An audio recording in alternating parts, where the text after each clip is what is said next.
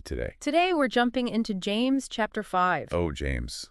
Always an interesting one. What source material do we have to help us unpack James? We're looking at Matthew Henry's commentary on James chapter 5. Excellent. I always find his insights to be so relevant even today. Me too. And James chapter 5 is no exception, especially when you think about it in the context of our modern world. It's amazing how some of these writings can feel like they were ripped from today's headlines, even though they were written centuries ago. Right. So get ready because we're talking wealth, Oh, boy. tough times, Yeah, and the power of faith. I'm ready. All right, let's dive in. Let's do it. You know, what strikes me about James is how he just gets right to the point. He's not afraid to tackle those maybe uncomfortable topics.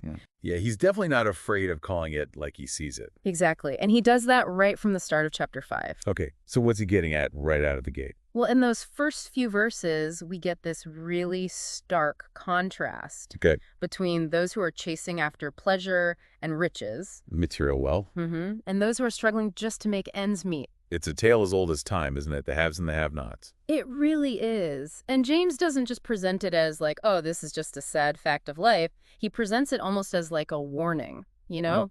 Like, hey, pay attention here. Exactly. This focus on luxury while others are suffering, that's not just like an unfortunate situation, it's a recipe for disaster. It's a powerful statement for sure. And I think maybe even more relevant today than ever. What makes you say that? Well, think about it. Society today is so fixated on material possession. 100%. We're bombarded with messages that we need more, more, more. But James is over here like, hold on a second. That stuff is temporary. What will really matter is how you used what you had and how you treated the people around you. He really emphasizes that, doesn't he? It's a constant theme throughout his letter. It's like that line in verse 3, your wealth has rotted and moths have eaten your clothes. It's some vivid imagery. It's like a gut punch, you know. And then he delivers this line that just hits me every time. The wages you failed to pay the workers who mowed your fields are crying out against you. The cries of the harvesters have reached the ears of the Lord Almighty. Wow, yeah. Talk about accountability. Seriously.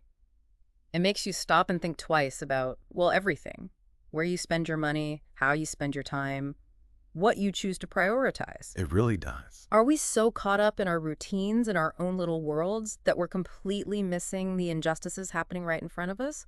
It's a sobering thought. It really is. It's Yeah. like James is holding up a mirror and saying, take a good look. Are you who you want to be? That's a really good way to put it. He's not letting us off easy, that's for sure. No, he is not. Now, he does offer some comfort and guidance amidst all the hard truths. Okay, good. I was hoping for some good news here. Right. In verses 7-11, he introduces this, I think, really brilliant analogy of a farmer patiently waiting for the harvest. Oh yeah, that's a classic. And it's not just about patience, is it? You're right. It's about something much deeper than just waiting patiently. What do you think he's trying to get at? Well, to me, it's about trusting the process. Trusting in a timeline that isn't always our own. That's good. James reminds us that God's perspective on time is totally different from ours. Like 1,000 years. To God, it's like a single day. Whoa. That puts things in perspective, doesn't it? Right. That's a powerful thought to remember when we're facing setbacks or challenges that feel never-ending. It can be easy to get discouraged when we don't see immediate results. But James is reminding us to play the long game. I don't know about you, but I could definitely use a healthy dose of that farmer's patience in my life. Don't we all? It's so easy to fall into the trap of rushing ahead and trying to force things to happen on our schedule. That's not how it works, is it? Sometimes we need to surrender to a different rhythm, a different way of seeing things. And that can be really difficult, especially in today's fast-paced world. It's so true. We're constantly bombarded with messages of instant gratification and overnight success. It's easy to feel like we're falling behind if we're not constantly striving and achieving. Right. But James is inviting us to step off that hamster wheel and embrace a different pace. A pace that's rooted in faith and trust in God's timing. And I think that's a really countercultural message. It is, and it's something that takes constant practice, but it's a practice worth pursuing. Absolutely. And, you know, what's interesting is the historical context that Matthew Henry provides here. He points out that James was writing to early Christians who were facing persecution. They were eagerly awaiting Christ's return, but it felt like it was taking forever. Oh, wow. I never thought about it like that. They needed that reminder, you know, that their suffering had meaning, that there was a bigger picture unfolding. even if they couldn't see it at that moment. That makes a lot of sense. And for us today, I think we can all draw comfort knowing that our struggles are waiting. It's not in vain. It has a purpose in light of eternity, even when it doesn't feel like it. Wow. Yeah. I think we all needed to hear that today. Okay, so James has challenged us to think about our priorities, to cultivate patience and trust in God's timing. What else does he have for us? Well, he doesn't stop there, does he? He goes on to talk about something that's so incredibly relevant and maybe a little uncomfortable for some of us. What's that? Prayer. Oh, prayer. Okay. Okay. I'm interested to hear what James has to say about prayer, Yeah. especially in the context of everything we've been talking about. Yeah. It's pretty powerful stuff. So in verses 12-18, James gets really real about the power of sincere prayer, especially when we're, going through a tough time.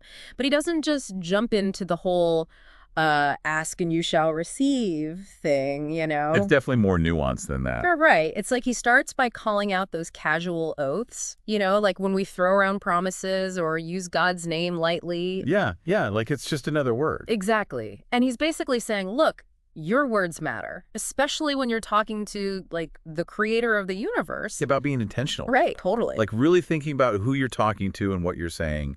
Approaching prayer with sincerity, not just rattling off a wish list. 100%.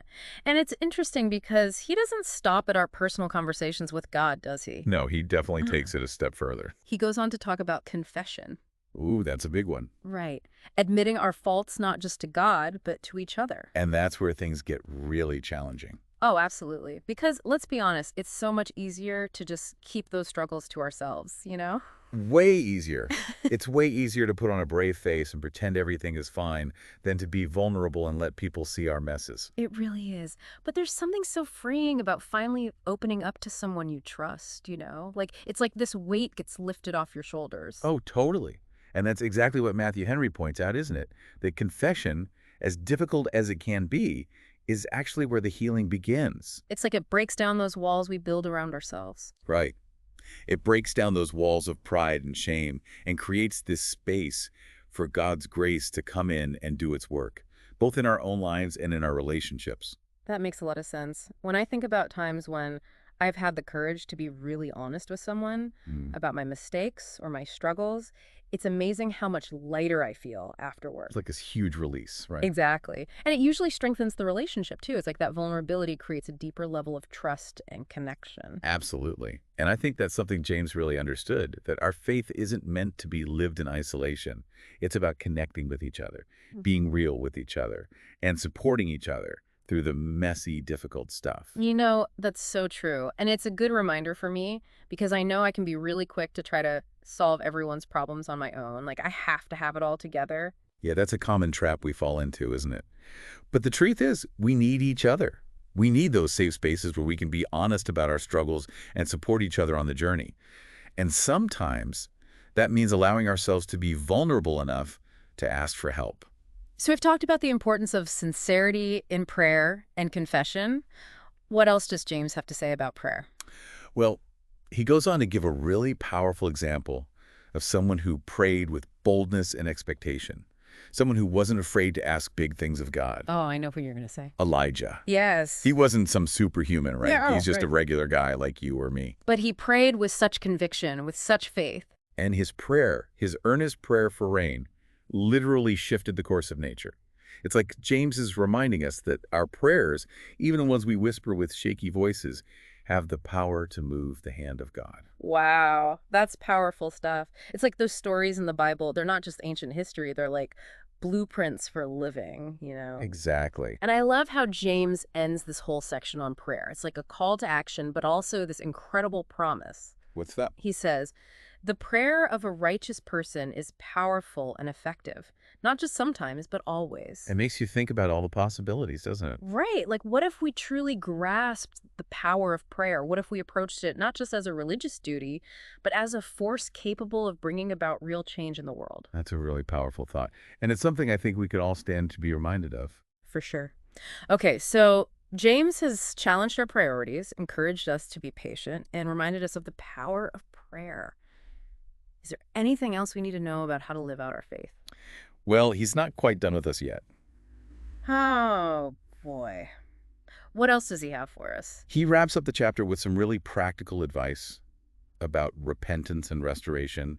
And again, he doesn't sugarcoat it, does he? What do you mean? Well, he just comes right out and says it.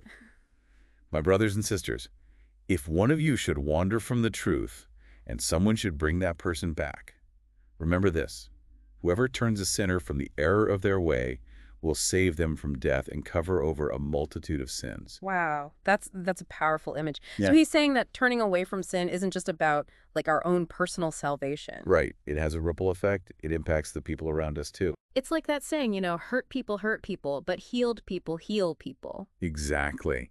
And James is reminding us that we have a responsibility to be agents of healing, to help each other find our way back to wholeness, back to truth. And he doesn't mince words about the importance of that, does he? Whoever turns a sinner from the error of their way will save them from death and cover over a multitude of sins. Wow. Yeah, that's a huge statement. But it makes you think, doesn't it, about the potential we each have to make a difference in the lives of others. It really does. It's like those small acts of kindness, those moments when we choose to extend grace instead of judgment, they can have such a profound impact. Absolutely. And I think that's something we often lose sight of in today's world. We get so focused on our own individual lives, our own successes and failures, that we forget about the power of community. And the power of just showing up for each other, being present for both the celebrations and the struggles. It's in those moments of genuine connection, of shared humanity, that we truly experience the transformative power of faith. As we've been unpacking James chapter 5, I keep coming back to that line from the beginning about the contrast between those who chase after fleeting treasures and those who are truly rich in spirit. It's like the thread that ties it all together, isn't it? It really is, and it makes me wonder, what will we choose to build our lives on? That's the question James is posing to each of us, isn't it? It is, and it's a question worth wrestling with. Because at the end of the day, the material possessions, the accolades, the fleeting pleasures, they all fade away. It's the things we do for others, the love we share, the hope we offer. Those are the things that truly matter. So well said. The legacy we leave behind won't be measured by our bank accounts or our social media following, Right. but by the depth of our compassion, the authenticity of our faith, and the impact we made on the lives of those around us. That's what James is calling us to, isn't it? To live lives that reflect the heart of God. Lives marked by generosity, humility, and a deep concern for the well-being of others. It's about trading in those temporary fixes for something so much more substantial. It's about becoming more than just consumers, but conduits of hope and grace. Yeah. Choosing to invest in those things that will last for eternity. And what I find so hopeful about James's message is that it's not about achieving some unattainable standard of perfection. Yeah. It's about taking that next step. It's about allowing our faith to shape our actions, our relationships, how we move through the world each day. It's about the journey, not just the destination. Beautifully said. Well, I don't know about you, but this conversation has definitely given me a lot to think about. Me too. It's always a good reminder to slow down, check our motives, and remember what truly matters. Absolutely. Well, that brings us to the end of our deep dive into James chapter 5. Thank you for joining us today, and we hope this conversation inspires you to live a life of purpose, compassion, and unwavering faith. Until next time, keep seeking truth, keep asking the tough questions, and keep diving deep into the things that truly matter.